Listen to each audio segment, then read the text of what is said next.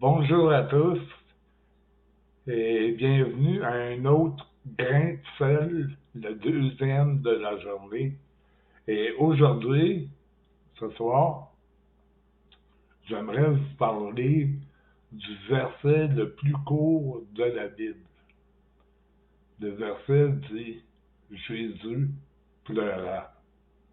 Il y a 3 endroits dans la Bible où Jésus pleure. 2 fois, c'est sur ses complaintes sur la ville de Jérusalem. Et 1 fois, c'est devant le tombeau de Lazare. Hein, on se souvient de l'histoire, les sœurs de Lazare le font venir et ils lui reprochent même de ne pas être venu avant, car s'il aurait été là, mais Lazare ne serait pas mort. Et Jésus dit, il dort. Et avant de le ressusciter, Jésus pleure. Et je me suis posé la question, pourquoi pleure-t-il sur la mort de Lazare, alors qu'il sait très bien qu'il va le ressusciter d'entre les morts?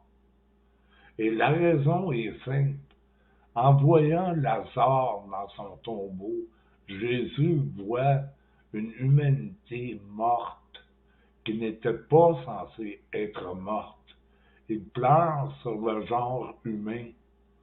Et la Bible nous dit que le dernier ennemi à battre pour Jésus, le dernier ennemi à mettre sous ses pieds, c'est la mort.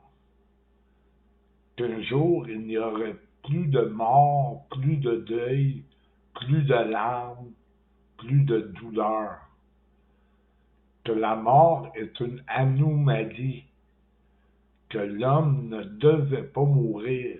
Et voici son ami Lazare, qui est probablement le disciple que Jésus aimait, mentionné dans l'évangile de Jean, mais ça c'est une autre question. Mais il pleure sur la mort de son ami et il va le ressusciter. Il meurt, il voit la mort, qui est une anomalie, c'est pas quelque chose de normal, la mort. L'homme ne devait pas mourir. Et son ami, il est mort. Et dans ce geste, on voit toute l'affection et tout l'amour que Dieu a pour le genre humain. Le Fils de l'homme, il n'est pas venu pour appeler des justes. Il est venu appeler des pécheurs. Car lui-même dit que ce n'est pas le bien portant qui a besoin d'un docteur, mais c'est celui qui se porte mal.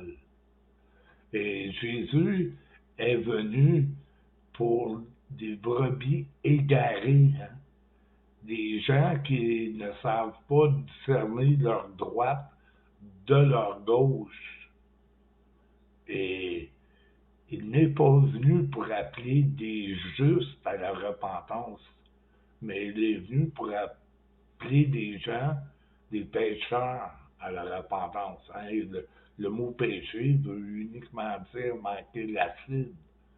Il est venu appeler des gens qui étaient en dehors de leur axe.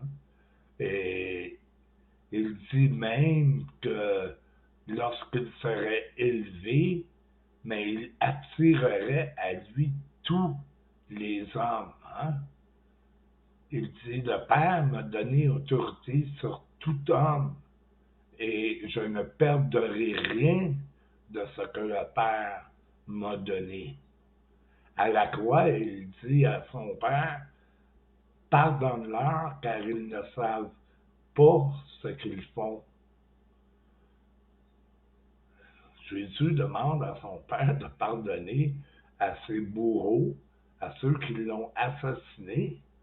Et la question, c'est est-ce que Dieu répond aux prières de Jésus. Jésus dit que le Père l'écoute toujours. Il répond toujours à ses prières, car il fait toujours la volonté de Dieu.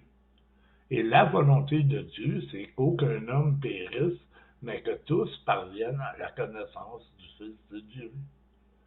Et Jésus dit, il ne perdra rien de ce que le Père lui a donné, et le Père lui a donné autorité sur toute chose. Faites le calcul, hein? Dieu lui donne autorité sur toute chose et il ne perd rien de ce que le Père lui a donné. Dieu aime les gens, hein? Dieu est amour. Dieu est un amour qui est pas un amour romantique comme les hommes peuvent avoir, un amour éros. Dieu a un amour agapé dans le grec, qui est un amour inconditionnel. Hein? Bien sûr qu'il y a des gens qui sont à l'extérieur du royaume présentement, mais ceci ne veut pas dire qu'ils vont l'être pour l'éternité. Hein? Jésus lui-même a dit que l'heure vient et elle est déjà venue où les morts vont entendre la voix du Fils de Dieu et ceux qui l'entendront vivront. Hein?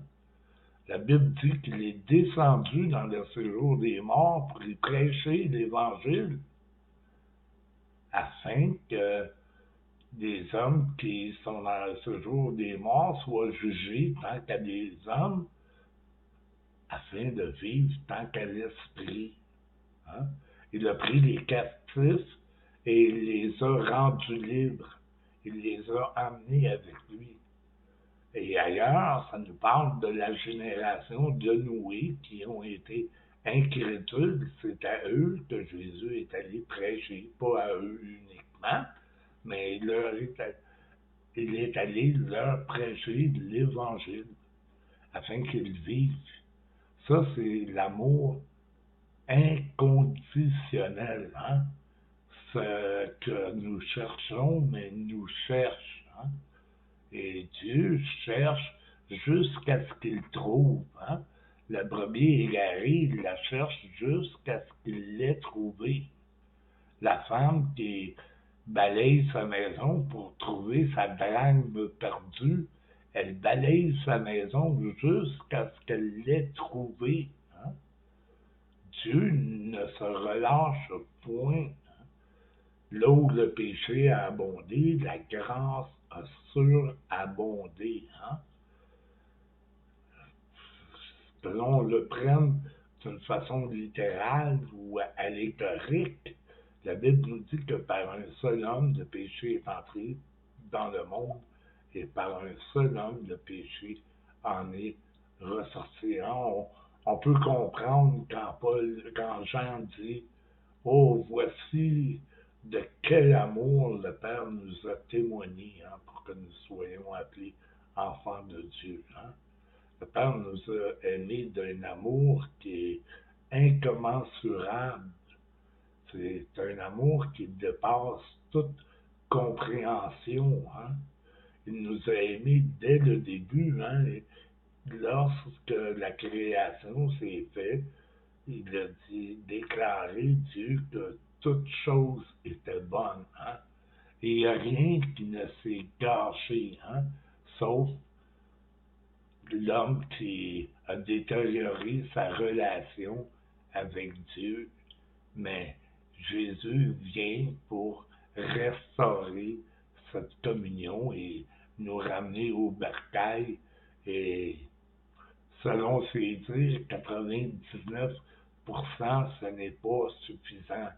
Il va jusqu'à chercher la dernière des brebis qui s'est égarée, car 99% n'est tout à fait pas suffisant. Pour lui, ça prend 100%. Hein? C'est pour le monde qu'il a donné sa vie. Hein? Et laissez-moi vous poser une question, ceux qui ne croient pas au salut universel, Mais croyez-vous que Jésus est le sauveur? Car selon vous, écoutez, écoutez la logique de ce que vous déclarez. Vous déclarez que Jésus-Christ est un sauveur potentiel et que son salut devient effectif la journée où je décide de recevoir son amour. Et si je ne reçois pas cet amour, mais je me donne pour toute l'éternité. Ça, c'est pas de l'amour, ça c'est une crise de petite adolescente frustrée contre son copain qui ne l'aime pas comme elle penserait devoir être aimée.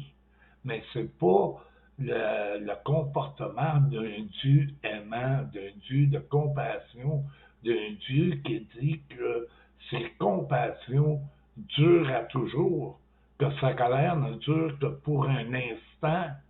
Sa colère ne dure pas toujours, mais sa miséricorde, elle dure à toujours. Écoutez, le salut, il n'est pas par choix. Le salut, il est par grâce. Et la grâce, c'est une grâce imméritée. Personne ne peut mériter la grâce de Dieu. Et si ça ne serait pas de cette grâce de Dieu, il n'y aurait personne ici qui serait sauvé, car nul ne cherche Dieu. Tous sont égarés, tous sont pervertis, et à moins que Dieu enlève le voile sur nos yeux, il n'y a personne qui peut s'approcher de Dieu. Nous l'aimons car il nous a aimés le premier. C'est lui qui a fait le premier pas pour la réconciliation. Ce n'est pas nous. Nous ne cherchions absolument pas Dieu. Mais Dieu, lui, nous cherchait et il nous a trouvés car il cherche sans relâche. Alors, je voulais juste faire un autre petit clin d'œil à l'amour de Dieu inconditionnel. Un amour qui surpasse tout entendement. Merci d'avoir été attentif. Peace.